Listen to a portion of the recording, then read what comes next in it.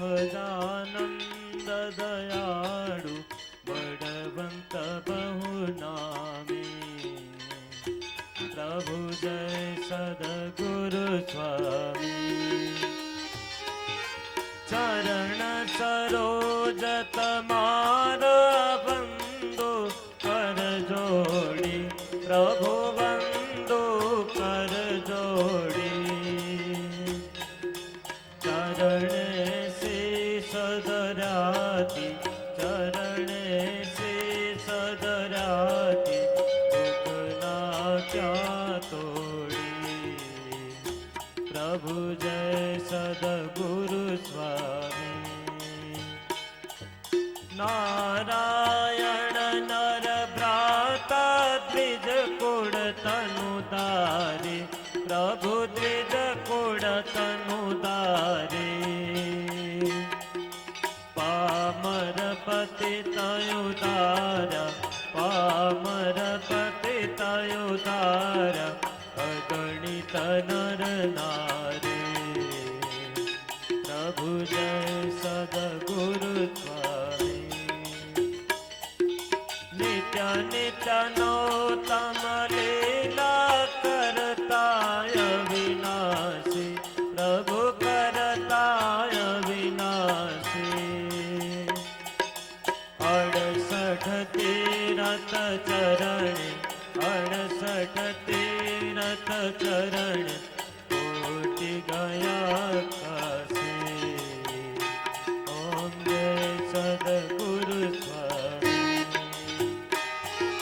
पुरुषोत्तम प्रगट नु जय दर्शन कर से प्रभु जय दर्शन कर से। काण करम थी टूटी काण करम थी टूटी कुटुंब सहित कर से। प्रभु जय सद्गुरु स्वामी। आयवसर करुणानिधि करुणा बहु कीरे बाल करुणा बहु कीरे। मुक्तानंद कय मुक्ति मुक्तानंद कय मुक्ति सुगम करे सीधी। ओम जय सद्गुरु स्वामी। जय सद्गुरु स्वामी। प्रभु जय सद्गुरु स्वामी। सहजानंद दयाळु सहजानंद दयाळु बड़वंत बहु नामी। प्रभु जय सद्गुरु स्वामी।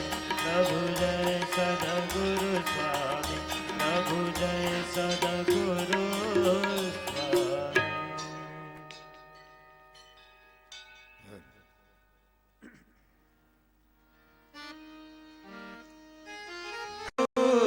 गुरुभुजं च त्वां भक्तिधर्मतनयं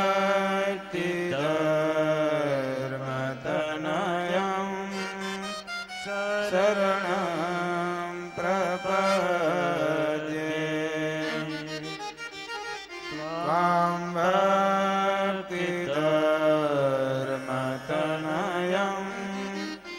शरणं प्रपद्ये।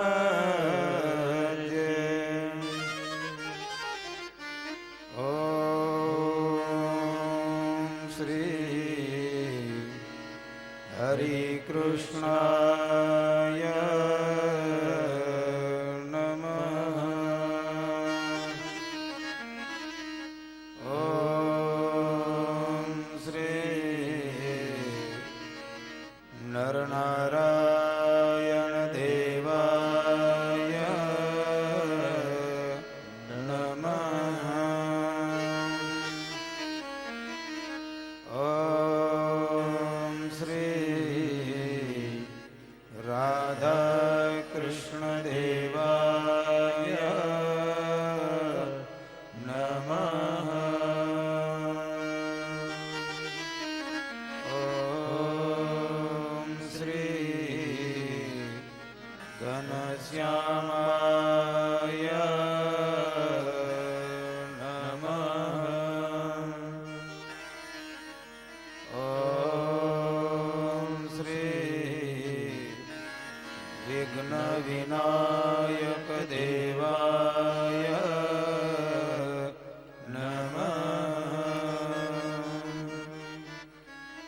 ઓ નારાયણ નારાયણ સ્વામી નારાયણ ગાયો નારાયણ હરિસ્મરણ. નારાયણ સ્વામી નારાયણ નારાયણ નારાયણ સ્વામી નારાયણ નારાયણ નારાયણ સ્વામી નારાયણ નારાયણ નારાયણ સ્વામી નારાયણ નારાયણ નારાયણ સ્વામી નારાયણ નારાયણ નારાયણ ઓ સ્વામી નારાયણ સ્વામી નારાયણ નારાયણ તાલી બજાય કે સ્વામી નારાયણ સ્વામી નારાયણ નારાયણ ઓ સ્વામી નારાયણ સ્વામી નારાયણ નારાયણ સ્વામી નારાયણ સ્વામી નારાયણ નારાયણ સ્વામી નારાયણ નારાયણ નારાયણ સ્વામી નારાયણ નારાયણ નારાયણ સ્વામી નારાયણ નારાયણ નારાયણ સ્વામી નારાયણ નારાયણ નારાયણ સ્વામી નારાયણ નારાયણ નારાયણ સ્વામી નારાયણ નારાયણ નારાયણ સ્વામી નારાયણ નારાયણ નારાયણ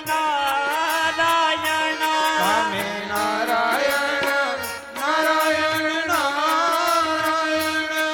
ઓ સ્વામી નારાયણ સ્વામી નારાયણ નારાયણ હે સ્વામી નારાયણ સ્વામી નારાયણ નારાયણ જય હો. સ્વામી નારાયણ નારાયણ નારાયણ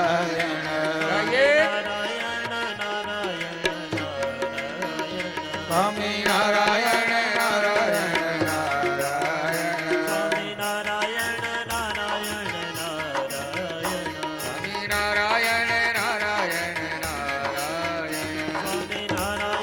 નારાયણ નારાયણ સ્વામી નારાયણ નારાયણ નારાયણ જય હો.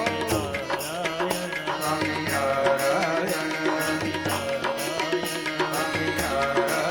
સ્વામી નારાયણ સ્વામી નારાયણ સ્વામી નારાયણ સ્વામી નારાયણ સ્વામી નારાયણ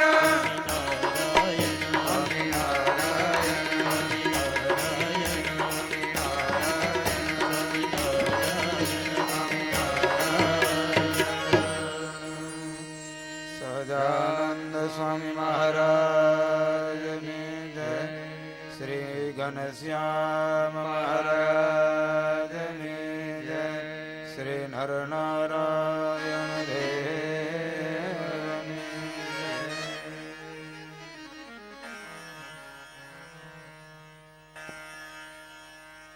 શ્રી સુરદ ઉવાચ જને એકાદશં વર્ષમ હરિશરમાસ આપ્તવાન નવમ્યામ નિશીમ તામ કૃષ્ણો બોધયામાસ માતરમ.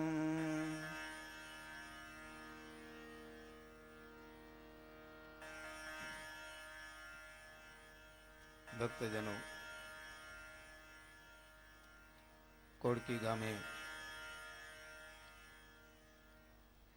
પ્રારંભાયેલો સપ્તાહ યજ્ઞ આ ગામમાં સહજાનંદ સ્વામીનું આગમન થયું. જે મહારાજનું સ્વરૂપ આજે પણ સિંહાસનમાં દર્શન આપે છે એવા શ્રીજી મહારાજના આ સ્વરૂપને 60 વર્ષ પૂર્ણ થતા ગ્રામવાસીઓ ભેળા મળી એવો શુભ સંકલ્પ કર્યો કે આપણે આ ભગવાનના નિમિત્તે ષષ્ઠ્યાબ્દી વર્ષ ઉજવવું જોઈએ. એવો શુભ ભાવ લઈ અને આ મહોત્સવનું આયોજન વિચારાયું.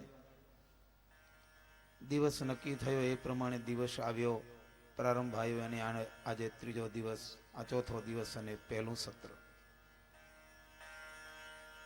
ભગવાન સર્વાવતારી શ્રી હરિ એમના જ ગુણથી સભર એવું શ્રીમદ સત્સંગી જીવન મહાશાસ્ત્ર,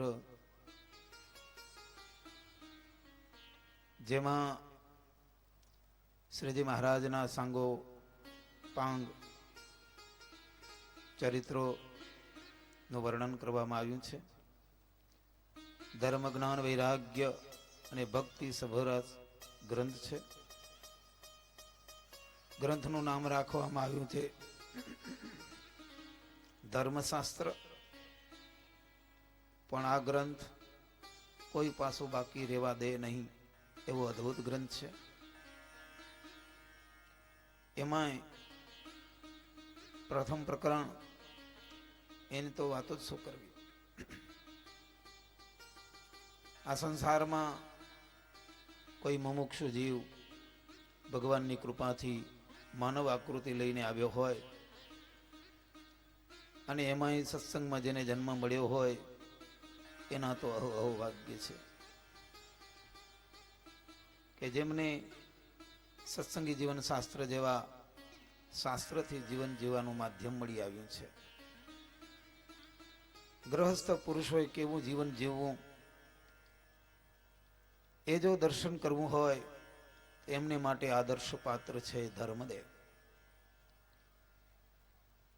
બહેનોએ કેવું જીવન જીવવું જોઈએ એમનું આદર્શ પાત્ર છે ભક્તિ દેવી.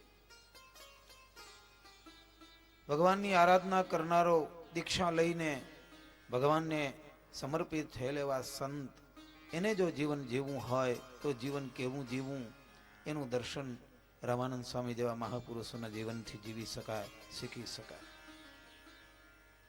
બાળકોએ જીવન કેવું જીવવું એ શીખવું હોય તો ઘનશ્યામના જીવનથી શીખી શકાય. ગઈકાલના પ્રસંગમાં અદ્ભુત કથા હતી કે ભગવાન અયોધ્યામાં કેવી રીતે વિદ્યાભ્યાસ કર્યો, યજ્ઞોપવિત સંસ્કાર થયા, એના પહેલા એમણે શું પ્રાપ્ત કરી લીધું વગેરે અદ્ભુત વાતો ગઈકાલના કથા પ્રસંગની અંદર. હવે ભગવાનને આ પૃથ્વી ઉપર પ્રાગટ્ય થયું તેને 11 વર્ષ થવા આવ્યા છે.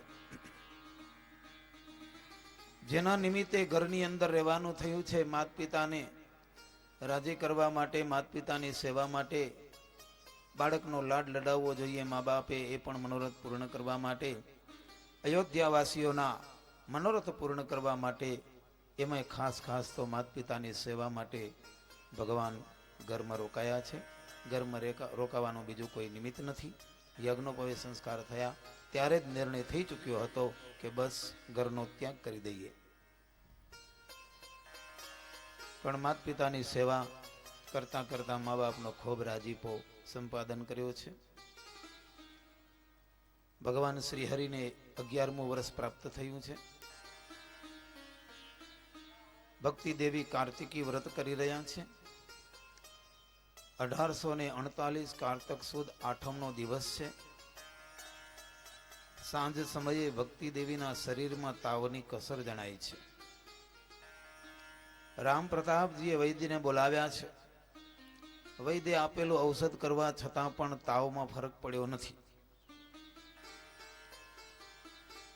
9મીનો દિવસ આખોય તાવ રહ્યો. ભગવાન શ્રી હરિ માની સેવામાં જોડાયા છે. ઘનશ્યામ વિચારે છે કે અમારી માં આટલા દિવસ સતત અમારી સેવામાં જ રહી છે, હવે અમારી ફરજ બને. માં ને બાપ બીમાર હોય પાણીની જરૂર હોય તો પાણી પીવડાવવું જોઈએ સંતાન હોય. રોટલાનો ટાઈમ થાય ત્યારે રોટલાને પૂછી લેવું જોઈએ. બેઠા ઉઠ્યા હોય અનુકૂળતા સાનુકૂળતા વિચારી અને પૂછી અને સાનુકૂળ કરી દેવું જોઈએ. એ પુત્રની ફરજ છે. કારણ કે જ્યારે છોકરા નાના હોય ત્યારે એની અનુકૂળતા સતત રાત્રિ દિવસ એની મા બાપ ચિંતવતા હોય છે. ઘનશ્યામ શ્રી હરિ માની સેવામાં રહ્યા છે.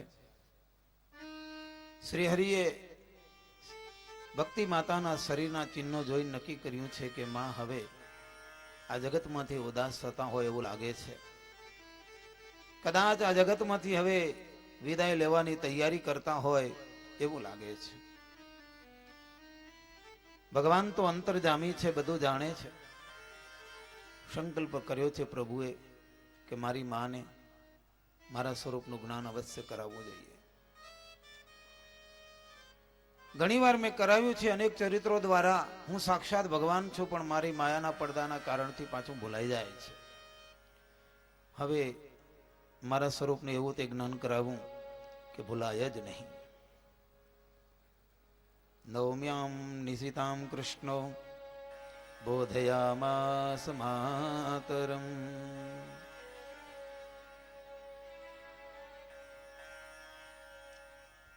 સુંદર સંકલ્પ કર્યો છે.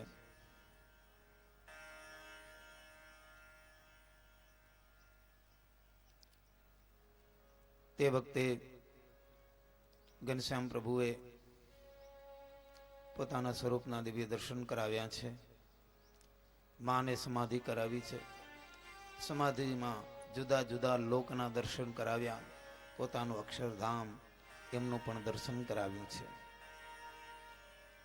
સમાધિમાંથી જ્યારે જાગૃત થયા ત્યારે ખ્યાલ આવી ગયો કે મારે ત્યાં પુત્ર રૂપે પ્રગટ્યા છે. એ સામાન્ય પુત્ર જેવો પુત્ર નહીં, પણ એ સાક્ષાત નારાયણ છે. સમાધિમાંથી જાગ્યા ઘનશ્યામ માની પગ ચંપી કરી રહ્યા છે, ચરણ ચંપી કરી રહ્યા છે. જ્યાં પ્રભુને ચરણ ચંપી કરતા જોયા, પગ ખેંચી લીધા છે. વર્ણિવેશમ તત પુત્રમ નારાયણમ અવેત્યતમ પ્રપેદે શરણમ પ્રીત્યા વિરક્તાન્યત્ર વસ્તુસો. સાક્ષાત નારાયણ પોતાના પુત્ર વર્ણિવેશે રહેલા છે એમ જાણી કરી ભક્તિ દેવીએ હાથ જોડ્યા છે. પ્રભુને કહ્યું છે કે હું તમારા શરણે છું. આ જગતના પદાર્થમાંથી હું અનાસક્ત છું. ભક્તિ દેવી કહે છે કે ગ્રામ્ય સૌખ્ય વિરક્તાહમ ત્વામ પ્રપન્નાસ્મિ સન્મતે અતો મુમુક્ષવે મહ્યમ વક્તુ મહર્ષિ યદહિતમ. હું ગ્રામ્ય સુખથી વિરક્ત છું. હું તમારે શરણે છું. મુમુક્ષ છું એટલા માટે મારું જે રીતે હિત થાય એવી હિતની વાત મને કહેવું કહો.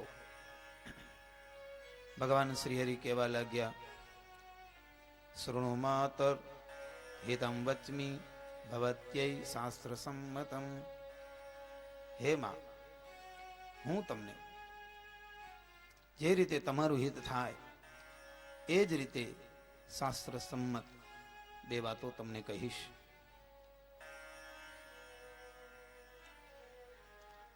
જે નિર્ણય ખુદ વ્યાસજીએ વારંવાર વેદોનું અધ્યયન કર્યા પછી આલોડ્ય સર્વ શાસ્ત્રાણી વિચાર્ય ચ પુનઃ પુનઃ જ્ઞેયો ધ્યેયો પ્રાપ્ય પૂજ્યો એકશ્ચ નારાયણ. પુનઃ પુનઃ વિચારીને એ જ નિર્ણય કર્યો કે ધ્યાન કરવા યોગ્ય એક નારાયણ છે, પૂજવા યોગ્ય, પામવા યોગ્ય જે શ્રી કૃષ્ણ પુરુષોત્તમ નારાયણ છે એ જ મુમુક્ષુઓને સેવવા યોગ્ય છે. એની જ માયામાં જીવ મોહ પામીને સંસ્કૃતિને પામતો હોય છે. પણ એ માયામાંથી ત્યારે જ મુક્ત થઈ શકે માં કે જો ભગવાનના શરણે જાય તો.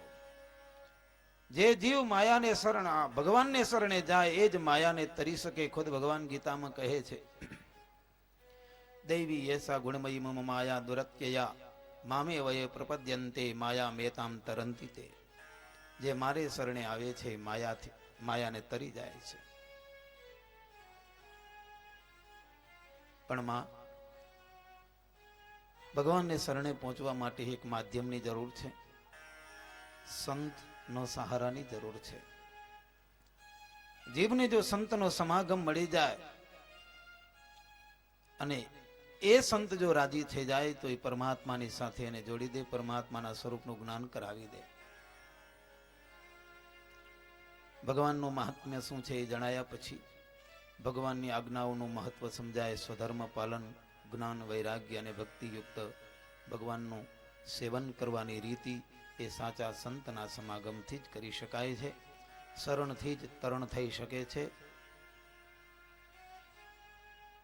ભગવાન સુધી પહોંચવા માટે, ભગવાનના પ્રસન્નતા માટે ભગવાનની ભક્તિ અતિ ઉત્તમ સાધન છે. એ ભક્તિ પણ 4 અંગ પૂર્ણ હોય અને અંગી એવી જે ભક્તિ એના વડે કરીને જો ભગવાનનું ભજન કરે, સેવન કરે તો એમાં કોઈ વિઘ્ન નડતું નથી. યોષામે યથા બોધ સ્યાત્ તથા વક્તુમર્હસિ. તો આ સંપૂર્ણ જ્ઞાન, સંપૂર્ણ બોધ મને જે રીતે થાય એ રીતે તમે કહેવા યોગ્ય છો. ભગવાન શ્રી હરિ કહે છે કે માં પેલા સંતના શરણથી ભગવાનના ચરણ સુધી પહોંચી શકાય છે, પણ સંત કેવળ ભેખ ધારણ કરવાથી સંત થઈ શકાતો નથી. એ સંત પણ કેવા હોવા જોઈએ? બહુ સરસ લક્ષણો અહીંયા બતાવ્યા છે. 30 લક્ષણે યુક્ત એવા જે સંત, એનું જો સેવન કરવામાં આવે તો જ ભગવાન સુધી પહોંચી શકાય છે. કારણ કે એના થકી સ્વધર્માદિક ગુણો પ્રાપ્ત કરવાના છે. ભક્તિ દેવીએ કહ્યું કે તમે તો સર્વજ્ઞ છો, સ્વધર્માદિકના લક્ષણ મારા પ્રત્યે કહો, સાચા સંતના પણ લક્ષણ મને કહો.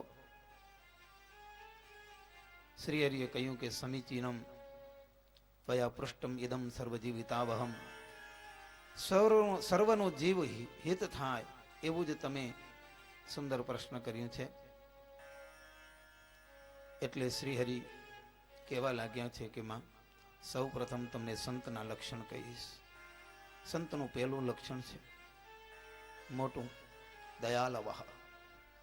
એ સંત દયાળુ રૂપી ગુણને સદાયને માટે ધારણ કરી રહ્યા હોય, ક્ષમાશીલ હોય, સર્વ જીવનું હિત કરવાની ઈચ્છા.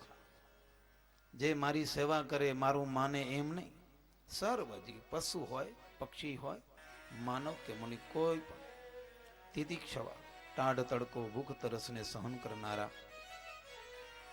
બીજાના ગુણો દેખીને બળતરા નહીં પણ રાજી થનારા, એવા અનુસયા રૂપી ગુણ જેની અંદર રહેલો છે.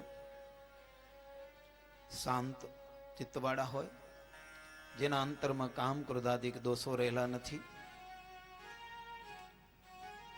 વળી કેવા અનિર્ષય, ઈર્ષાથી રહિત હોય.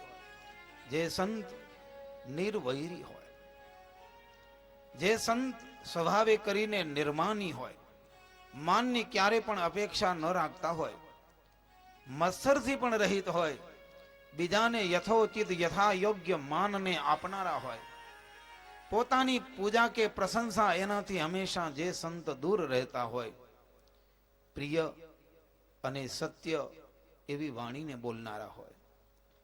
ઘણીવાર પોતાનો સ્વાર્થ સિદ્ધ કરવા માટે અમારા જેવા સંતો એમ કહેતા હોય કે તમે તો દાદા ખાચર જેવા, તમે તો ઝીણા ભાઈ જેવા, તમારી ઉદારતાની વાતો શું કરી, તમે ભગત કેવા અંબરીશ જેવા. હકીકતે પોતાનો સ્વાર્થ સિદ્ધ કરવો હોય, પણ અહીંયા સંતનું લક્ષણ બતાવ્યું છે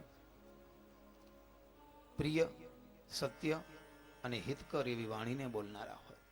જેણે કામ ક્રોધ જીત્યો હોય, લોભ જીત્યો હોય, નિર્મદક, ભગવાન તરફથી ગમે એટલી અને શક્તિ મળી હોય, વાચાળ શક્તિ મળી હોય, બીજી કોઈ આવડત ભગવાને એને આપી હોય, લોકો એને ચરણે હજારો ઝૂકતા હોય, છતાં પણ એનો એને મદ નથી હોતો, નિર્મદ હોય છે. મુક્તાનંદ સ્વામી જેવા સંતો વડોદરાની જબર વિદ્વાનોની સભા જીત્યા પછી પણ એક જ મુખની અંદર વાણીના શબ્દ હોય કે બસ શ્રીજી મહારાજની કૃપાથી જે કંઈ થયું છે તે અહંતા અને મમતાથી રહિત હોય, નિર્દંભ. દંભ જરાય એના જીવનમાં ન હોય, નહીં તો માણસના જીવનમાં સહજ દંભ વણાયેલો છે. કેવું કાંઈક અને કરવું કાંઈક, પણ ખુલ્લી કિતાબ જેવું જેનું જીવન હોય, જેવું બહાર પ્રસિદ્ધ જીવન છે એવું એકાંતમાં પણ ભગવાનને અંતર્જામી જાણી અને એવું જીવન જીવતા હોય છે. સુચય અંદર અને બહારથી પવિત્ર, ઇન્દ્રિયોને દમન કરી હોય, કોમળ એ સ્વભાવના હોય, જેનું મન, જેનું કર્મ, જેનું વચન એક સીધી લીટી ઉપર જ હોય. આજે કાંઈક બોલતો ને કાલે કાંઈક બોલવા મળી જાય. આજે કાંઈક વિચારો હોય મનના ને કાલે કાંઈક વિચારો કરે એમ નહીં. એક રહેણી અને એક કહેણી. તેવી જ રીતે આકોતી ચીતી ચાપલ્ય રહિતા નિષ્પરિગ્રહા. જબરા ગુણો બતાવ્યા છે સંતના કે ઇન્દ્રિયોની ચંચળતાથી રહિત હોય, પદાર્થના સંગ્રહથી રહિત હોય. મુમુક્ષુ જીવને બોધ કેમ આપવો? આ જીવ કઈ કેટેગરીનો છે, આને કેવી રીતે સમજણ આપવી જોઈએ, આ સાધક ક્યાં સુધી પહોંચ્યો છે, એની કેવી વાતો જોઈએ, એટલે બોધ કરવામાં બહુ નિપુણ હોય. પરોપકારી જેમનો સ્વભાવ હોય, જે સ્વયં પોતે નિર્ભય હોય, ન કાળથી ન માયાથી ડરે. યમપાસનો એને ભય ન હોય. ભય હોય તો એક ભગવાન પુરુષોત્તમ નારાયણનો, કે મારા આચરણથી ભગવાન નારાજ ન થઈ જાય, કુરાજી ન થઈ જાય. અખંડ આનંદમાં રહેનારા હોય. સરખા બેસો ભાઈ, આ સભા છે, અમને બેસાય. નિરપેક્ષા, અપેક્ષાથી રહિત હોય એવા જબરજસ્ત સંતોના લક્ષણો બતાવ્યા છે.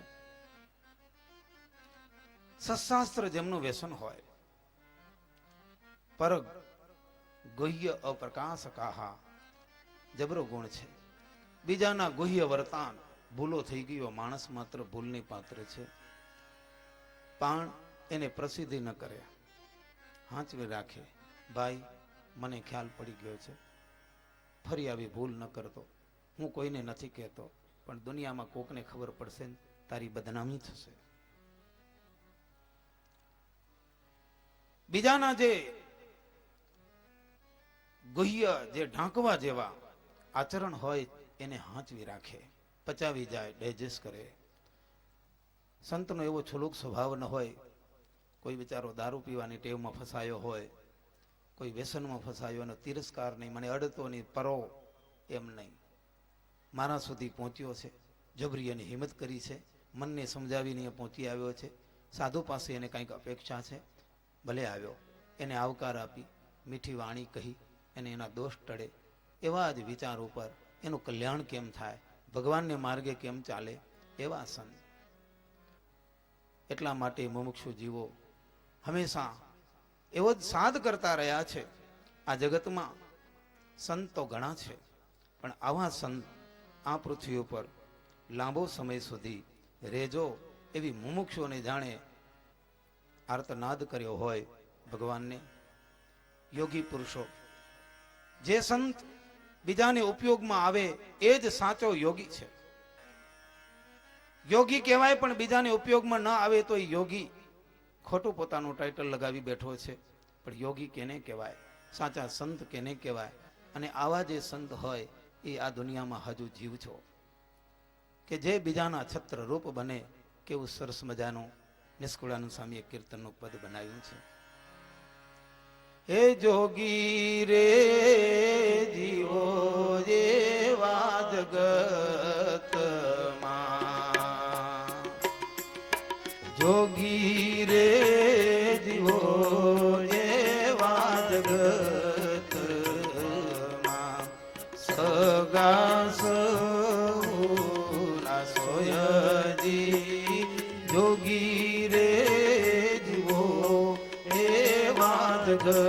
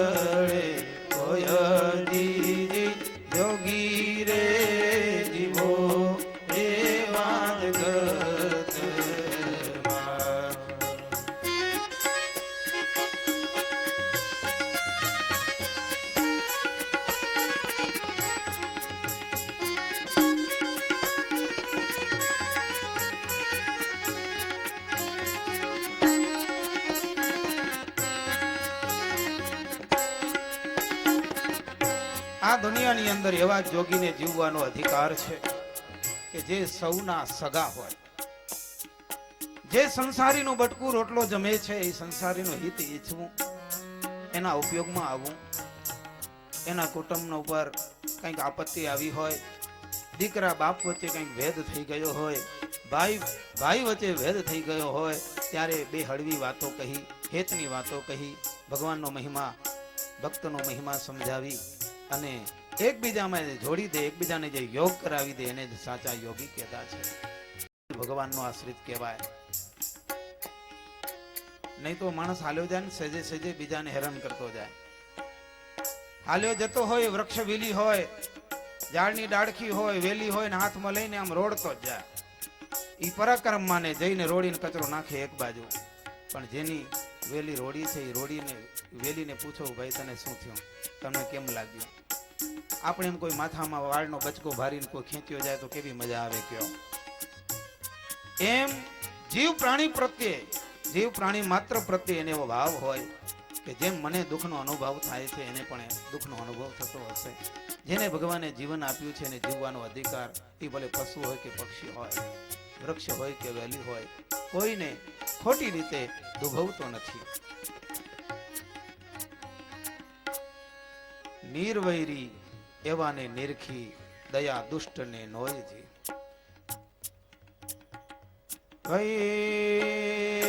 નીરવૈરી એવાને નિરખી, દયા દુષ્ટને નોયજી. જાતો સર્વે દયા કરે, જ્યારે જોગી રે જીવોરે માર્ગ.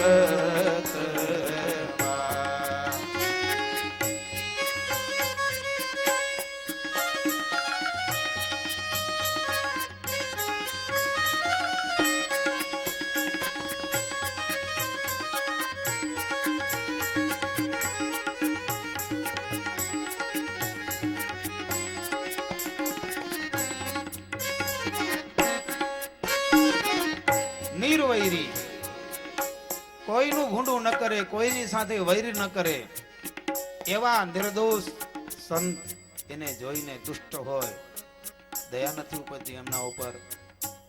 દુજા તો સર્વે દયા કરે, જ્યારે એવાને જોઈજી. આ જગતની અંદર એ સંત એવા નિર્ણય ઉપર હોય, દેહદર્શી દુઃખ ભોગવે, કરે સુખનો ઉપાય, આત્મદર્શી આનંદમાં રહે, સુખમાં રહે સદા. આ જગતની અંદર જે દેહદર્શી છે, દેહ ભાવમાં રહેનારો, એ સદાયને માટે દુઃખ ભોગવતો હોય છે. અને આ દુઃખમાંથી મુક્ત કેમ થાઉં એવા ઉપાયમાં સતત રહેતો હોય છે, છતાંય પણ એ સુખી રહી શકતો નથી, કારણ કે સુખી થવાનો એને ઉપાય આવડતો નથી. જ્યારે યોગી ભગવાનના સંત એ કેવા છે, આત્મદર્શી છે. હું તો આત્મા છું, આત્માને કોઈ માન નથી, અપમાન નથી, ભૂખ નથી, તરસ નથી, એને ગાળ હરતી નથી, લોહી નીકળતું નથી. જે કાંઈ થાય છે દેહને, એટલે દેહથી પર રહેનાર આત્મદર્શી છે, એ સદાયને માટે આનંદમાં રહે છે. એના આનંદને કોઈ લૂંટી શકતું નથી, એટલા માટે સદાય સુખિયા રહે છે. એવા જે પુરુષો છે, ભૂલે પણ પોતાની વાત તો ક્યારે કરતા નથી હોતા. ભૂલે પોતાનું બખે નહીં, રડે કુડ માતનજી, નિષ્કુળાનંદ એમાં સમજી. જોગી ન કરે જતનજી, જોગી રે જીવો એવા જગતમાં, સગા સહુના સોયજી, શત્રુ સુદતા સંસારમાં, જેને ના ચડે સોયજી, યોગી રે જીવો રે એવા જગતમાં,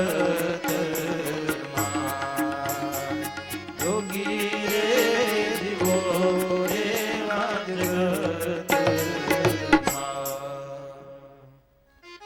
એવા જોગી આ જગતમાં જીવો એમ કીધું હો. બધા એની જરૂર નથી. કે જે સગાના સૌના સગા બનીને રહ્યા હોય, કોઈને શત્રુ ન માનતા હોય, એવા જ સંત છે, એમને જીવવાનો અધિકાર છે. શાસ્ત્રમાં એટલે સુધી કીધું કે ભગવાને માણસ બનાવ્યો છે તો માણસ બનીને રહો. માણસ મટી જાય છે ત્યારે એ કોઈને કામનો નથી રહેતો. જો માણસ થઈને રહે તો બધા એને માટે ઉપયોગનો છે. સારો એ સંસાર એને ચાહે છે.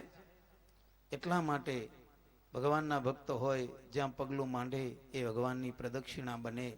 જે કંઈ બોલે એ ભગવાનના મંત્રનો જાપ હોય. એ જાપ એટલા માટે કે જે બોલે છે એ ભગવાનની આજ્ઞામાં રહીને, જેની વાણીમાં અપશબ્દ નથી, જેની વાણીમાં ગાળ નથી, જેમની વાણીમાં સ્વાર્થ નથી, એવી જે વાણી ભગવાનના સ્મરણવાળી એ ભગવાનના મંત્ર જાપ બરાબર છે. એની દ્રષ્ટિ સારો એ દિવસ ભગવાનનું દર્શન કરતી હોય, ભગવાને સર્જેલી આ પ્રકૃતિ એમાં વિકૃતિ નહીં પણ સંસ્કૃતિની દ્રષ્ટિ રાખીને એને જોતો હોય તો એ ભગવાનનું દર્શન કર્યા બરાબર છે. એટલે ભગવાનના એવા જે પરમ સંત છે, સંતુષ્ટ છે, સ્થિર બુદ્ધિવાળા છે, અયોગ્ય કાર્ય કરવામાં જેને શરમ રહે છે, પોતાની પ્રશંસા અને અન્યની નિંદા એનાથી એ રહિત હોય છે. કારણ કે આ ગુણ એવો છે, પોતાની પ્રશંસા અને બીજાની નિંદા માણસના જીવનમાં સહજ રીતે વણાયું છે.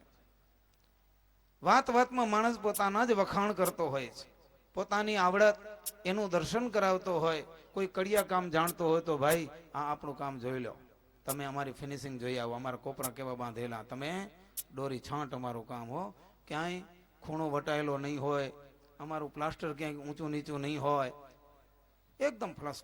અરે અમે ટાઇલ્સ લગાડી જોઈ આવો, તમે એના જોઈન્ટો મૂક્યા છે, તમે ઓહો ફ્લોરિંગ કામ ફિટિંગ જુઓ, તમે કટિંગ જુઓ અમારું. એમ માણસ પ્રશંસા કરાવવા માટે મહેનત બહુ કરતો હોય છે. એલિવેશન બનાવનાર જુઓ તો ખરા, એલિવેશન સેમ્પલ રાખ્યા પોતાની ઓફિસમાં જોઈ લો, પછી તમને ઓર્ડર આપો.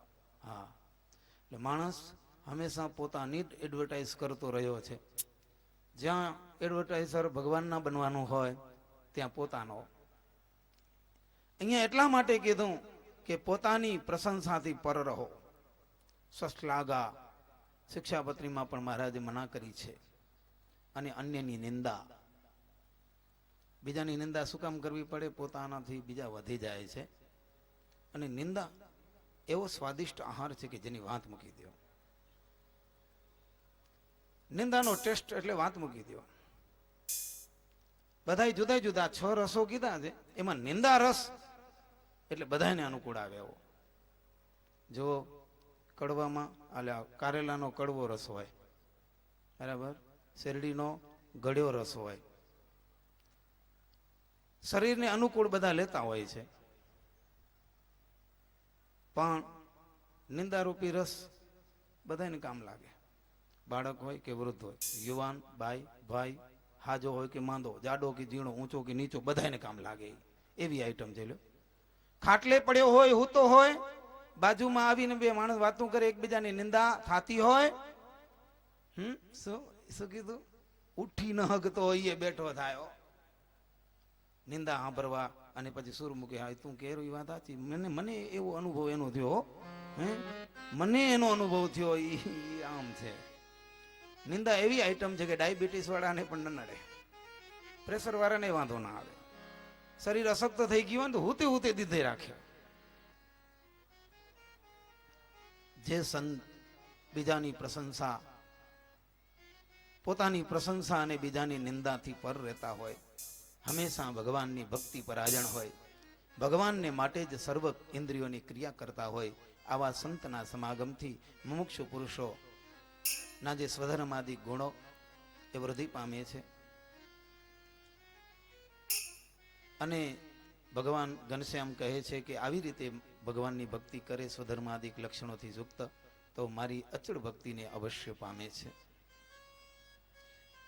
આવા સંત જો મુમુક્ષુ જીવને મળી જાય તો કામ થઈ જાય.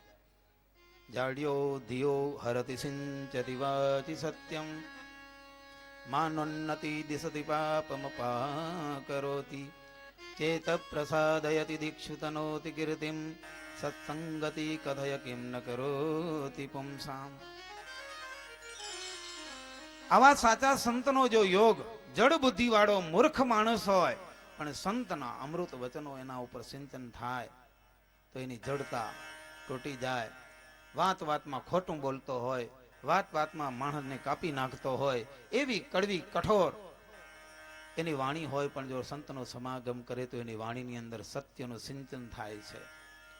માણસની અંદર જડતા નીકળી જાય, વાણીમાં મીઠાશ આવી જાય તો એ માણસ તિરસ્કારને પાત્ર હતો, હવે એ માણસની માનોન્નતિ માનની ઉન્નતિ થાય છે. પેલા જોયા જેવો હતો પણ હવે માણસ જેવો માણ થઈ રહ્યો. તો માણ તો પેલા એવો જ હતો, બે ટાંટિયા હતા, ડાચું એનું હતું, પણ માણમાં લક્ષણો ન હતા ત્યારે એને માણસ નતો કહેવાતો. હવે માણસ માણસ જેવો થઈ રહ્યો છે. માનની ઉન્નતિ થાય છે, પાપ દૂર થાય છે, પરિણામે ચિત્તની પ્રશંસા થાય છે, ચિત્ત પ્રસન્ન બને છે, ત્યારે એના પરિણામ રૂપે સારા જગતની અંદર એની કીર્તિ ફેલાય છે. ઘનશ્યામ કહે છે કે માં આવા સંતના કોઈ દર્શન કરે, એનો સ્પર્શ કરે, એને બે હાથ જોડી કરી નમસ્કાર ચરણ વંદન કરે, એના ચરણની ચંપી કરે, એવા સાધુને ભોજન જમાડે, ચંદન ચોખા વડે કરીને પૂજા કરે તો એ જીવના જન્મો જન્મના પાપ હોય, પાપના મોટા મોટા સમુદાય હોય, પણ મૂળ તેણે સહિત પાપનો નાશ થઈ જાય છે. વળી એવા સંતને ખુદ ભગવાન એમ કીધું છે કે આવા સંત છે મારા હૃદયની સમાન છે. એ સંતના ચરણની અંદર 68 તીર્થો સમાયેલા છે. હે માં, આવા સંત જેને મળી જાય, કહો મુમુક્ષુ જીવને આનાથી બીજું શું દુર્લભ છે. આવા સંતના સમાગમ કરવાથી એકાંતિક ધર્મ પમાય છે. શ્રીહરિ કહે છે કે હે માં, હવે હું તમારી આગળ ધર્મ ઇત્યાદિના જુદા જુદા લક્ષણો તમને બતાવીશ. પ્રથમ ધર્મનું લક્ષણ, તત્ર ત્રયાણામ લોકાનામ શેશ્વરાણામ તુધારક ધારણીયશ્ચ જીવૈસૈ સદા ધર્મ સ ઉચ્યતે. હે માં, ધર્મ છે એ ત્રણ લોકને ઈશ્વરો તેણે સહિત ધારણ કરનાર છે. જીવોને ઈશ્વરો વડે કરીને ધારણ કરવા યોગ્ય એ ધર્મ છે.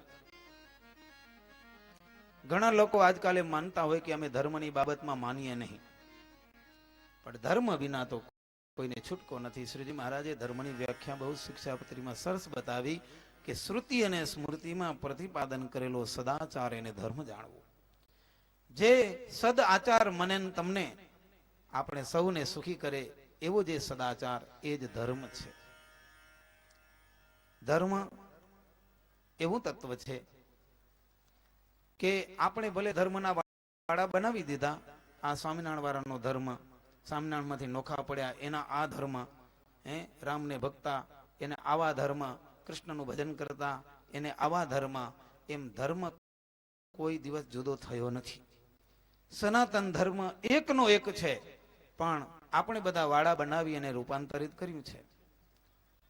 પણ એ ધર્મથી જ સારી ત્રિલોકી જળવાઈ રહી છે. જો આ ત્રિલોકીમાંથી જો ધર્મ લુપ્ત થઈ જાય તો આ ત્રિલોકી ટકી જ ન શકે. એટલે ઈશ્વરો તેણે સહિત ત્રણેય લોકને ધારણ કરવા માટે સમર્થ તો આ ધર્મ છે. એના વડે કરીને આ સારી ત્રિલોકી ધારણ કરાઈ રહી છે. તો એ ધર્મ પણ જીવો અને ઈશ્વરો વડે કરીને ધારણ કરવા યોગ્ય બતાવેલો છે. એટલા માટે એને ધર્મ કહ્યો છે. જે પુરુષ ધર્મનું રક્ષણ કરે છે, ધર્મ એમનું રક્ષણ કરે છે. ધર્મનું પાલન કરનારો ભલે માણસ નીચ વર્ણનો હોય છતાંય પણ સદાચારી માણસ, ધર્મનિષ્ઠ માણસ બ્રહ્માદિક દેવતાઓને પણ વંદન કરવા લાયક બની જાય છે. સત્સંગમાં એવી ઘણી બધી વાતો છે. ગોવો ભંગી હતો પણ સદાચાર બ્રાહ્મણ જેવા, બ્રાહ્મણના ઘરની એને કઢી કામ ના આવે, સ્વાદિયા બ્રાહ્મણની જેના ઘરમાં ડુંગળી લસણ વપરાતા હોય એવા સદાચારી ભંગી, એમના ઉપર ભગવાનનો કેવો રાજીપો. સગ્રામ વાઘરી જેવા જ્યારે સદાચારી બને ત્યારે ભગવાન એમને સામે દોડીને પહોંચી જાય. એટલે ધર્મનિષ્ઠ જે માણસ હોય અને હીન જાતિનો હોય છતાં પણ બ્રહ્માદિક દેવતાઓ વડે કરીને પૂજવા લાયક, પ્રશંસા કરવા લાયક બની જાય છે. ધર્મમાંથી બ્રહ્માદિક દેવતાઓ કદાચ ચ્યુત થાય, પડી જાય તો ત્રિલોકીમાં એ પણ નિંદાને પાત્ર બને છે. માટે ધર્મમાં રહેવું એ આવશ્યક છે. મનુષ્યોમાં વર્ણ અને આશ્રમના ભેદ વડે કરીને, એના પાલન વડે કરીને એના ભેદ થયા છે.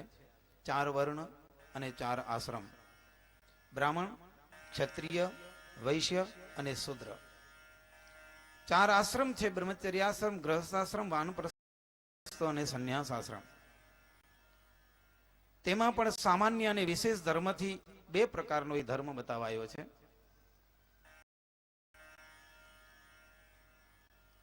સામાન્ય ધર્મ એટલે સાધારણ ધર્મ કે સૌ કોઈને હિંસા તો ક્યારે પણ કરવી નહીં.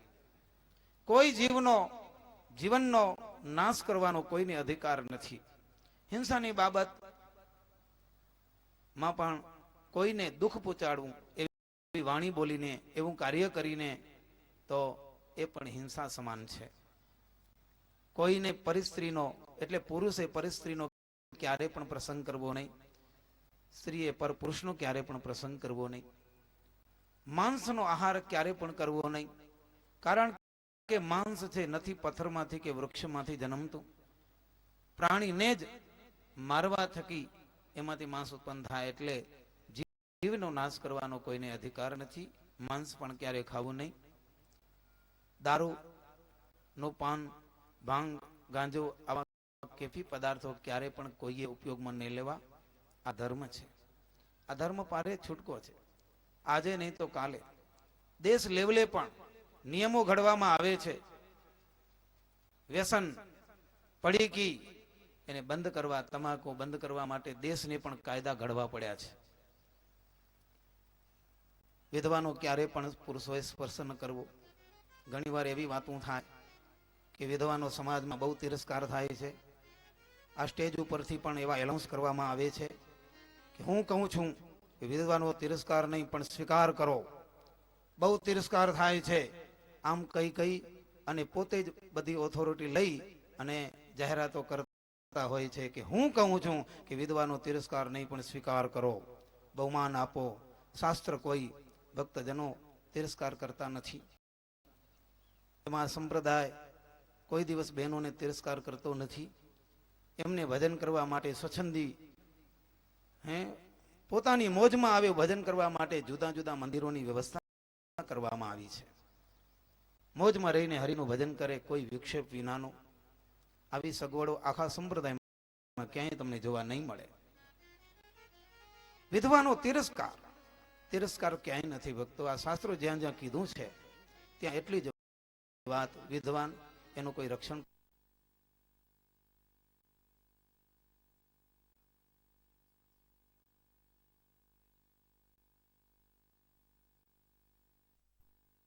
હકીકતમાં એની સેફટી છે.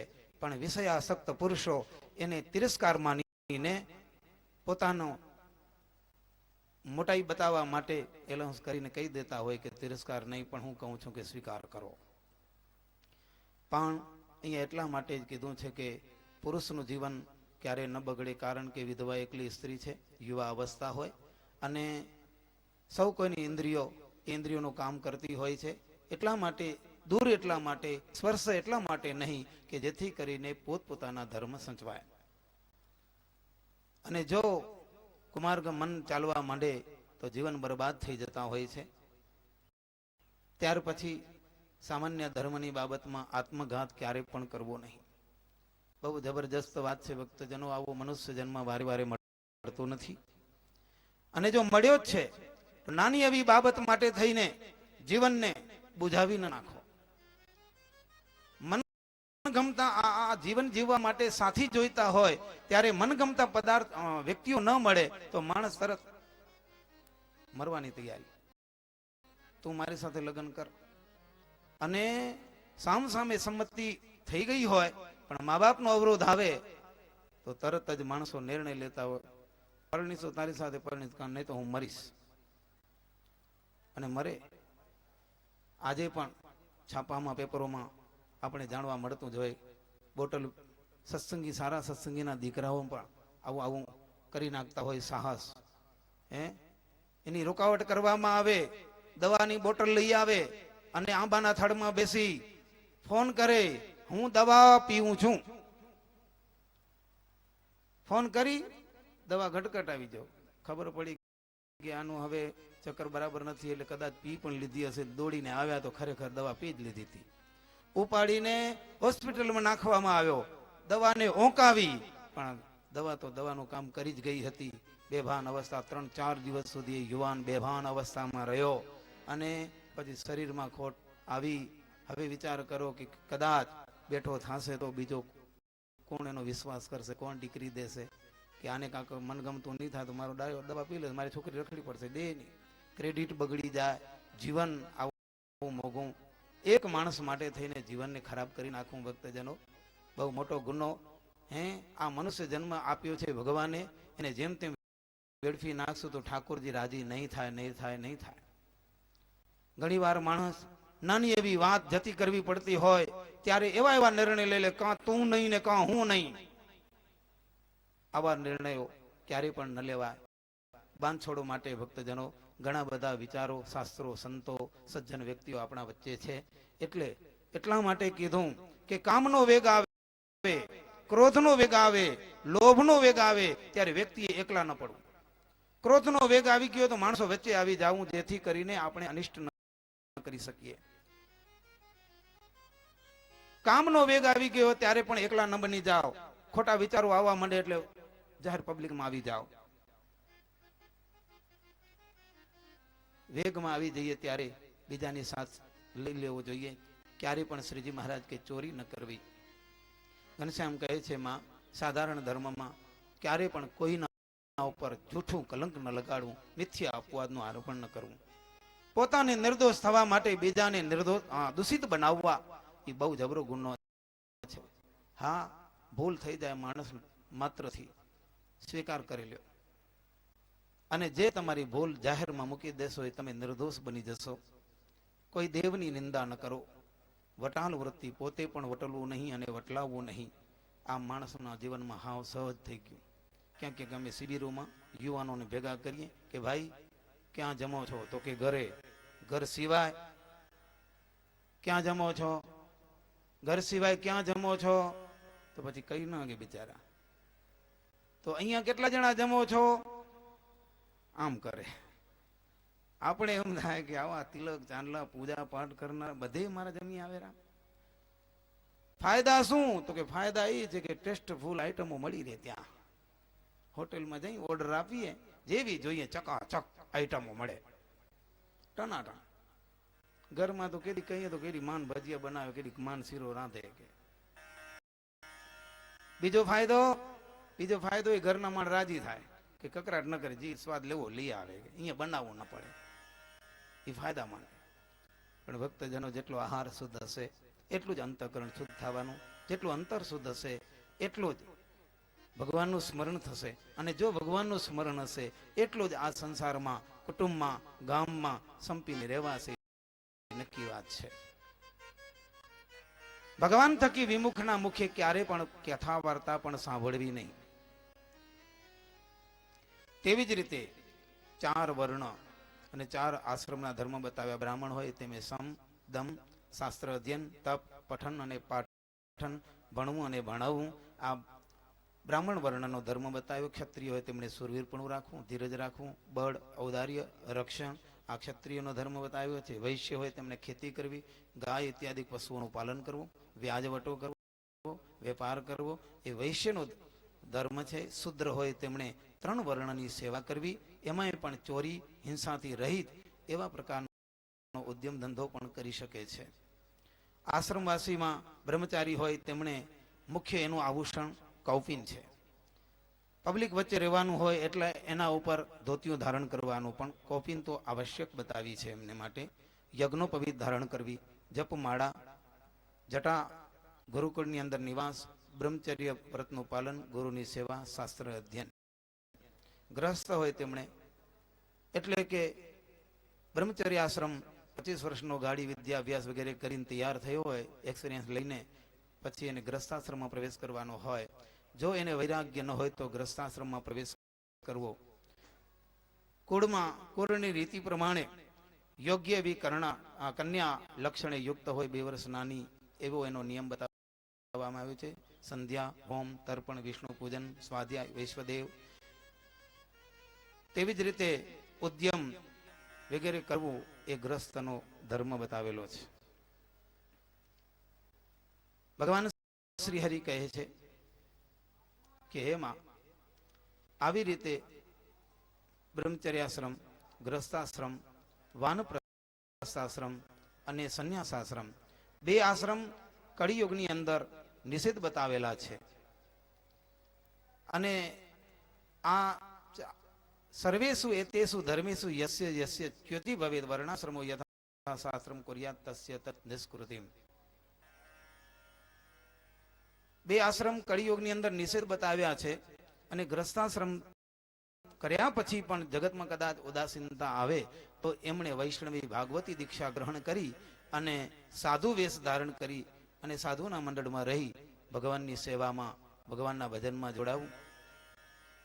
અને જે આ બધા નિયમો આપ્યા છે, ધર્મ આપ્યા છે, એમાં કદાચ ચ્યુતિ થઈ જાય, પડી જવાય, અને તો એનું યથાશાસ્ત્ર પ્રાયશ્ચિત અવશ્ય કરવું. ભગવાન શ્રી હરિ કહે છે કે હે માં, આવી રીતે ધર્મની વ્યાખ્યા મેં તમારા આગળ કહી. હવે જ્ઞાનનું લક્ષણ કહીશ. જે વસ્તુ જેવી છે તે વસ્તુને તેવા પ્રમાણો વડે કરીને, પ્રત્યક્ષ પ્રમાણ, અનુમાન પ્રમાણ કે શબ્દ પ્રમાણથી જેવી વસ્તુ જેવી છે એને સારી રીતે જે જાણવી એને કહેવાય છે જ્ઞાન. જ્ઞાન 2 પ્રકારનું, આત્મ સંબંધી જ્ઞાન અને પરમાત્મા સંબંધી જ્ઞાન.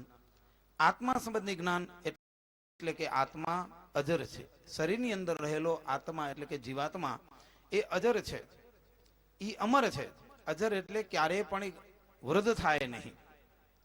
અમર એટલે ક્યારે પણ મરે નહીં એવો એ આત્મા છે. એ આત્મા હંમેશા નિત્ય રહેનારો છે. એને ક્યારે ન કહેવાય કે એનો આ દિવસે જન્મ થયો અને આ દિવસે એનું મરણ થયું. એ અનાદિ છે, નિત્ય છે, ભગવાનનો દાસ છે. શરીરમાં રહ્યો હોવા છતાં શરીરથી ભિન્ન છે. કેવી રીતે? યથૈવ ગોલોકમ લોહમ તાદાપ્યેન ધનંજય વ્યાપ્ય સિતોપી તદ ભિન્ન લક્ષણ અસ્તિ તથા યસૌ.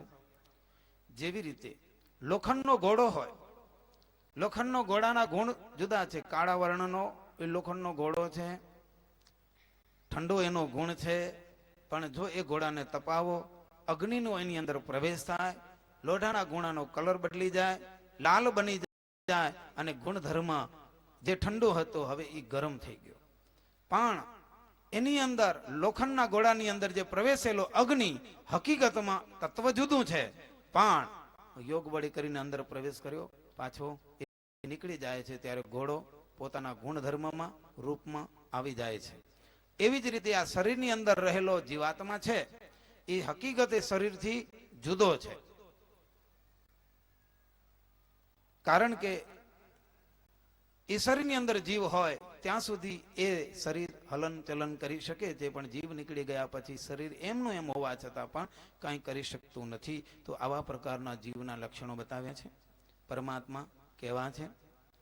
જે શ્રી કૃષ્ણ પરમાત્મા અપ્રાકૃત દિવ્ય ગુણે યુક્ત છે, નિર્ગુણ છે, સ્વતંત્ર છે અને સ્વપ્રકાશ છે, સર્વ કારણના પણ કારણ છે. અક્ષર બ્રહ્મ જેમનું એ ધામ છે એવા ભગવાન છે, અંતર્યામી છે, અનંત કલ્યાણકારી યુગણે કરીને યુક્ત છે. એવા ઈશ્વર પૃથ્વી ઉપર જીવોના કલ્યાણ કરવા માટે અવતારો ધારણ કરીને આ પૃથ્વી ઉપર આવે છે, જેની દ્રષ્ટિ થકી આ જગતની ઉત્પત્તિ, સ્થિતિ અને પ્રલય થાય છે. આવા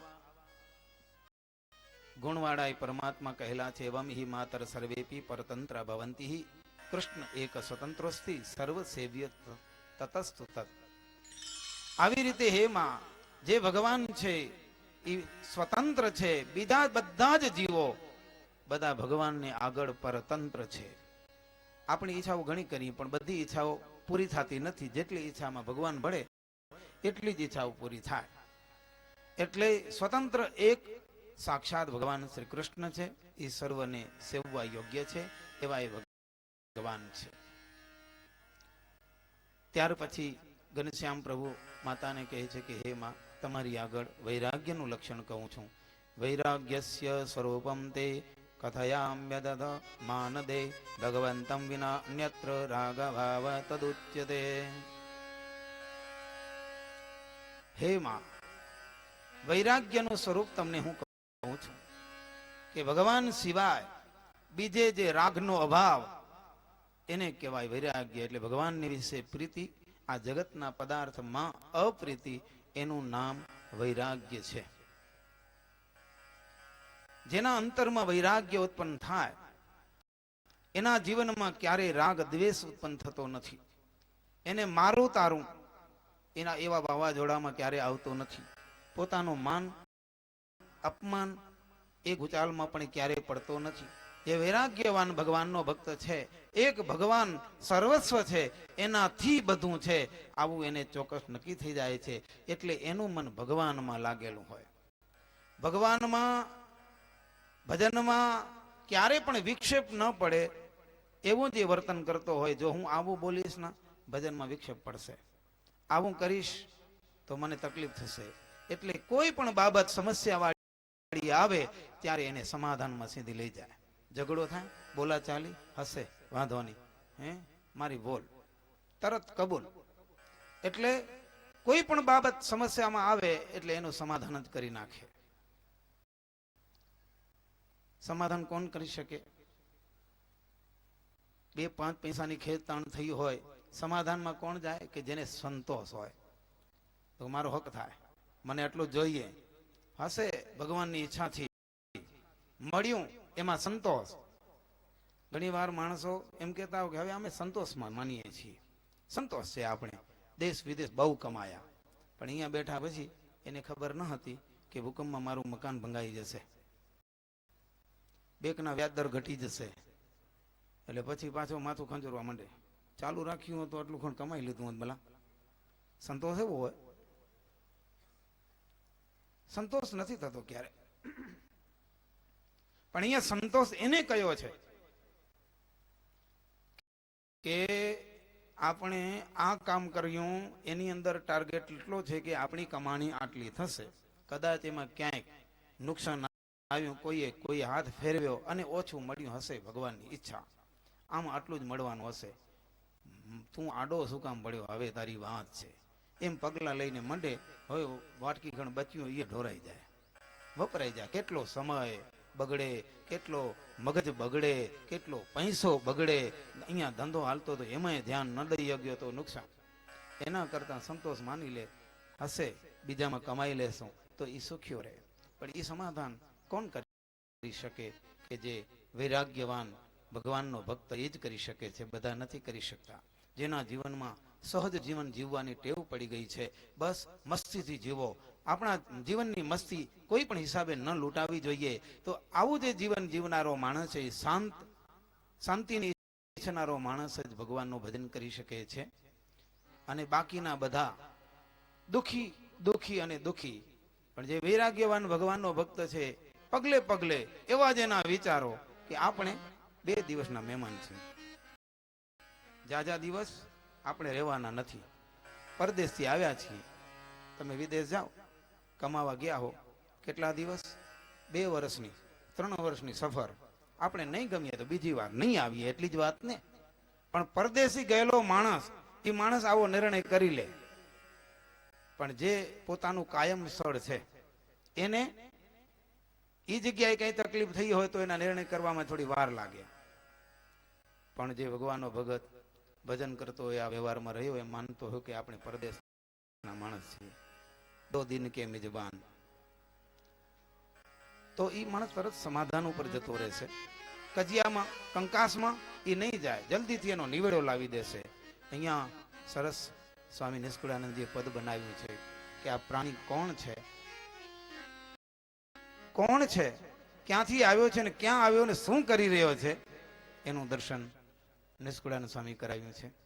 પરદેશી છે આ પ્રાણી પરોણો પરદેશી છે આ પ્રાણી પરોણો રહી રહીને કેટલું રેસે જી પરદેશી છે આ પ્રાણી પરોણો રહી કેટલું રેસે જી ચાલો ચાલો નિત ચિંતવે છે ચાલો ચાલો નિત ચિંતવે છે ચાલી અચાનક દેશજી પરદેશી છે આ પ્રાણી પરોલો રહી રહીને તલુક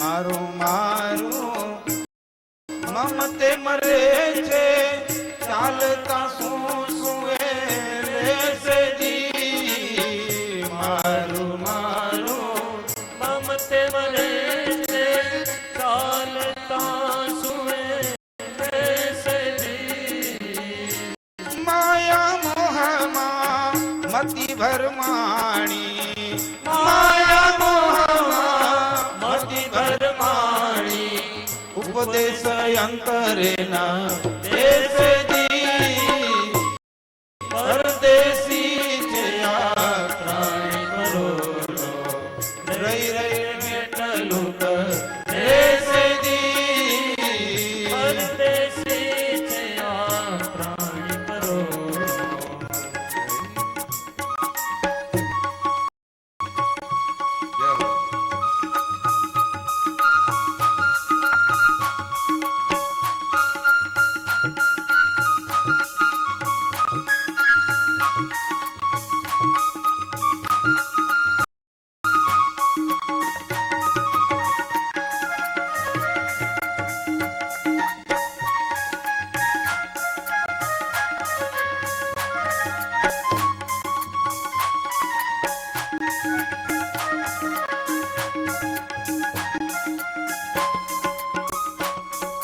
પરદેશથી આવેલો પ્રાણી આ દુનિયાનો પરોણો છે, મહેમાન છે. રહી રહીને કેટલા દી કરે છે કઈ નક્કી તો નથી. બહુ મોટી હોંશ લઈને આવ્યો હોય, જાણે કે નિર્દોષ બાલ્ય અવસ્થા ગાડીને પછી યુવાન થશું. નાનકડો હોય ત્યાંથી યુવાનીના કોડ કરતો હોય, મૂછ ઉપર હાથ નાખે, ભલે એક ફોડવું ના આવ્યું હોય તોય કોડ હોય અને યુવાન અવસ્થા જીવવાના. પણ કોણ જાણે ભગવાન એના માટે બાલ્ય અવસ્થામાં જ પૂરું કરવાના હોય. યુવાનીના કોડ સેવતો હોય, કઈ ઘડીએ શું થવાનું કઈ ખબર નથી. અચિંતાના એક્સિડન્ટ થાય, શરીર ભંગાઈ જાય, દુઃખી થઈ જાય બિચારો, જીવન ચાલ્યું પણ જાય. રહી રહીને કેટલા દીકરો રહેશે કોઈ નક્કી નથી. ચાલું ચાલું નિત ચિંતવે છે ચાચી ચાલી અચાનક દેશે. જે માણસ પોતાની બુદ્ધિ શક્તિથી 100 માળના મજલા બાંધી શકતો હોય, મોટા બંગલા બાંધી શકતો હોય, ક્યાંથી ને ક્યાંથી રેતી સિમેન્ટ પથ્થર લોખંડ મંગાવીને કેવડી જબરજસ્ત બિલ્ડિંગ બાંધી દીધી. પણ બાંધનારો, આયોજન ઘડનારો, પ્લાન બનાવનારો, એનું શરીર કેવું? અડધા કિલોનો પથ્થર ઉપરથી આવે માથા ઉપર, બિચારો સૂઈ જાય. કઈ ઘડી જીવન પૂરું થાય ખબર નથી હોતી. દીકરાના લગ્ન થતા હોય, આનંદ કિલોલથી રાસડા રમાતા હોય, એક રાસ લઈ લીધો અને બીજી હોંશમાં રાસ લેવા ગયો હોય, ત્યાં તો દબાણ વધી ગયું હોય, સૂઈ ગયા તો ભાઈ સૂઈ ગયા. કઈ કઈ નક્કી નથી. છતાંય જીવ મારું મારું મમતે મરે છે, ચાલતા શું શું લેશે વિચારતો નથી. મારું આ મારું આ મારું પોતાના હકનું ન હોય.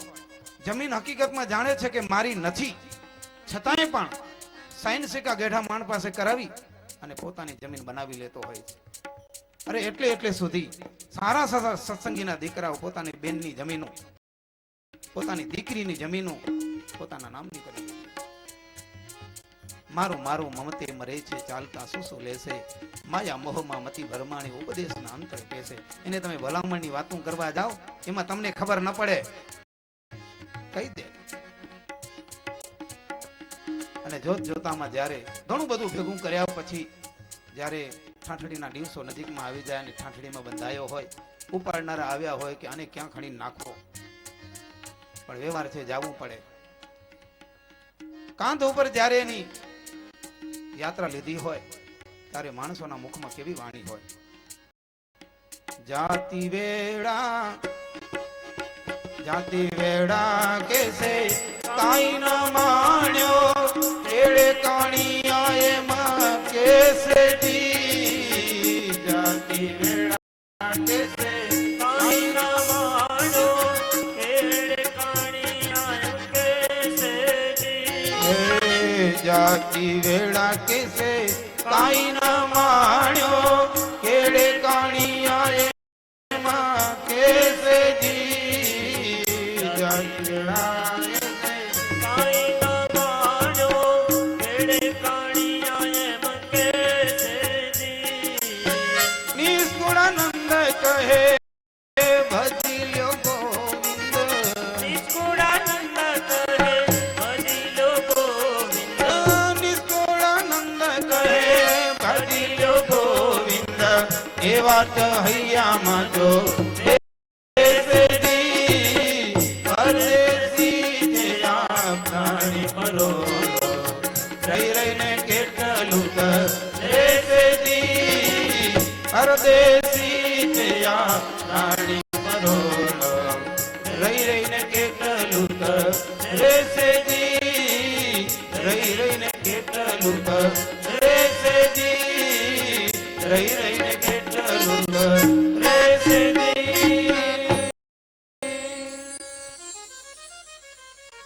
મારું મારું કરીને ઘણું બધું ભેગું કર્યા પછી જ્યારે જીવન બુઝાય, છેલ્લી યાત્રા નીકળે ત્યારે ઉપાડનારા એમ કે આવ્યો ખરો, ભેગું ઘણું કર્યું પણ પાછું સાથે કાંઈ લઈ ન ગયો. એટલા માટે નિષ્કુળાનંદ સ્વામી કહે છે કે ભક્તો દયા થાવ, હરિના ભજનમાં જોડાવ. વ્યવહારની વાતું વ્યવહાર કરવો જોશે. આ સંસારમાં બેઠા છીએ તો આખો દિવસ માળા લેવાનું કોઈ શાસ્ત્રો પણ નહીં કે.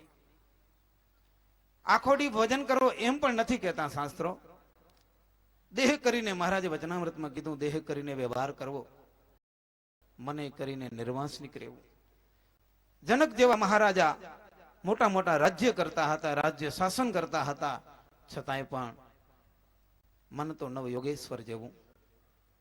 અમરેશ જેવો રાજા રાજ્ય કરે પણ ભગવાનની સેવામાં સતત રહેનારો, ભગવાનની આજ્ઞાથી જે કંઈ ક્રિયા કરો ને એ ભક્તિ છે. ભક્તો,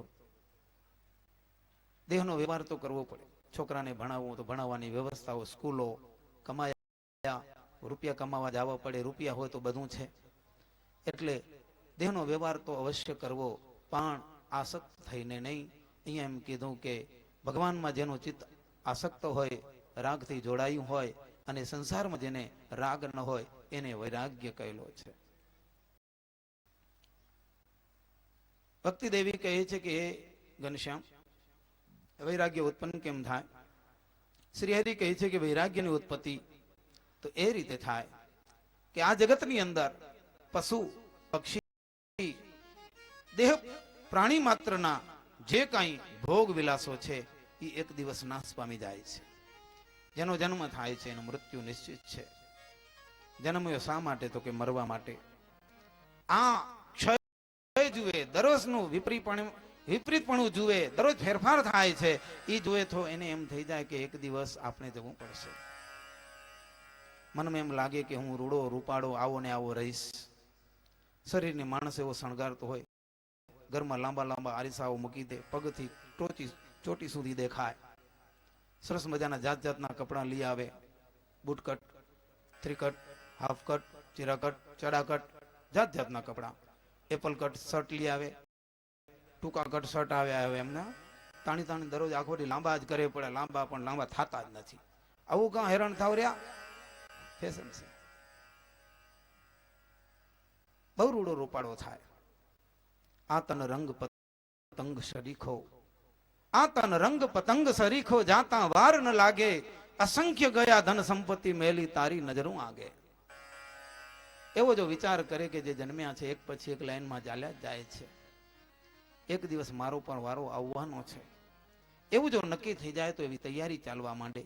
જેને યુવાન થવું છે એને બાલ્ય અવસ્થાથી જેવા સ્વપ્ન હોય કે મારે યુવાન થવું છે, પણ કેવો યુવાન થવું છે. જેને વૃદ્ધ અવસ્થા દેખાતી હોય એવા યુવાને પણ વિચાર કરવો જોઈએ કે મારે એક દિવસ વૃદ્ધ થવાનું છે. આ બધા વૃદ્ધ છે એવા જ વૃદ્ધ થવું છે કે માનપાત્ર ખાનદાન મને કોઈ પૂછવા આવે, પાણીનું પૂછવા આવે, આદર ભાવ આપે, એવો મારે વડીલ થવું છે. વડીલ વૃદ્ધ થઈને વડીલ નથી થવાતું, વધી જઈને વૃદ્ધ નથી થવાતું. અવસ્થા તો ઘણી વાર કહેતા હોય, બાપા કેટલા વર્ષ? 80 વર્ષ થયા છોરાઓ. પણ 80 વર કેવા કાઢ્યા હોય? એક વર 80 વાર ને રિપીટ કર્યું હોય. નાનકડા છોકરા જેવા ગેઢા થઈ ગયા હોય તો સ્વભાવ પડ્યા બોલવાના, ખાવા માટે કજિયા કરીને પડ્યા હવે ગેઢા માણસો શોભે નહીં ધરાય. જે મળ્યું હરી ઈચ્છા ભગવાનનું સ્મરણ કરીને જમી લે. આ ખાઈશ ને તો મારું જીવન ચાલશે, હું ભજન કરવામાં મને વાંધો નહીં આવે, તો એ સુખીઓ રહે. જો બોલ બોલ ન કરીએ તો ભીનો રોટલો મળે, નહીં તો મળતો હોય તો ન મળે. એટલે વૃદ્ધ થવું છે ત્યારે એ પહેલા યુવાનની પણ એવી તૈયારી કરી લેવી જોઈએ કે મારો આવો વડીલ નથી થવું, મારે આવા વડીલ ખાનદાન વડીલ બનવું છે. મારા કુટુંબ માટે, મારા સમાજ માટે, મારા દેશ માટે મારે છાયણા રૂપે બનવું છે. મારે એકલાનું નથી રહેવું, બધાનો થઈને રહેવું છે. હું તો ખાસ કહું, યુવાનો જ્યાં સુધી યુવાન હો, તમારા ઉપર જવાબદારી હોય કુટુંબની, પાડવાની, પોષવાની, ત્યાં સુધી કુટુંબ પૂરતું બરાબર છે. ધંધો ઉદ્યમ તો સતત ચાલુ રાખો. વાસુદેવ મહાત્માની અંદર તો એમ કીધું કે ગ્રસ્તે કમાવામાં સંતોષ ક્યારે રાખો નહીં. જ્યાં સુધી શરીર સાથ આપે છે ત્યાં સુધી કમાઈ રાખો, અને કમાયા પછી 2 પૈસા એવી જગ્યાએ વાપરો કે પોતાના કુટુંબ પૂરતા જ નહીં પણ બધા એનો લાભ લઈ શકે.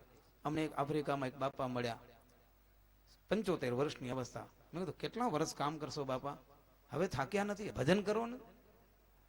તો કે સ્વામી જુઓ, આ હું કામ કરું છું, મારું રૂટીન લાગી ગયું છે, કંપાલામાંથી કાઢ્યા અમને સરકારે, અહીંયા આવીને રહી ગયો, જીવતો છું હજી, અને આ મારું ધંધો હલાવું, પણ આમાંથી જે કંઈ કમાણી કરું છું ને એ કમાણી અહીંયાના ગરીબ માણસોને હું આપું છું. કપડાની વ્યવસ્થા કરું છું, ખાવાની વ્યવસ્થા કરું છું. દેશમાં મારા તરફથી એક સ્કૂલ ચાલે છે, ત્યાં નહીં ભણાવી શકતા એવા મા બાપ પાસે કાંઈ હોતું નથી, ત્યારે છોકરાઓને હું એને પૈસા આપીને છોકરાઓને ભણાવું છું. આવું કામ કરું છું. તમે કહેતા હો બંધ કરી નાખો.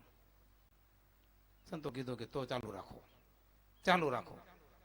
2 લાકડીથી હાલો તો પણ ચાલુ રાખજો આવું કામ. જો તમે રૂપિયા દબાવતા હો તો નહીં, તો બેસ જાઓ ભજન કરવા. તો આ એક ભજન છે.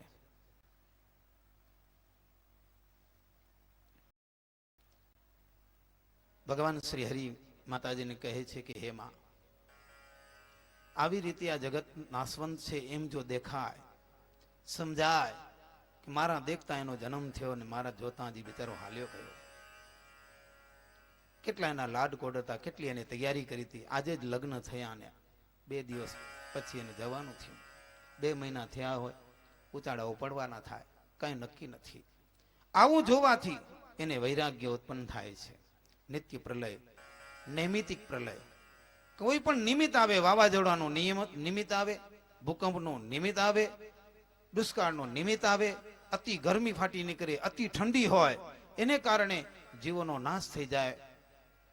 એના ઉપરથી નક્કી થઈ શકે કે બધું નાશવંત છે, તો પણ વૈરાગ્ય ઉત્પન્ન થાય છે. પ્રાકૃતિક પ્રલય, આત્યંતિક પ્રલય જાણવાથી એને વૈરાગ્ય ઉત્પન્ન થાય છે.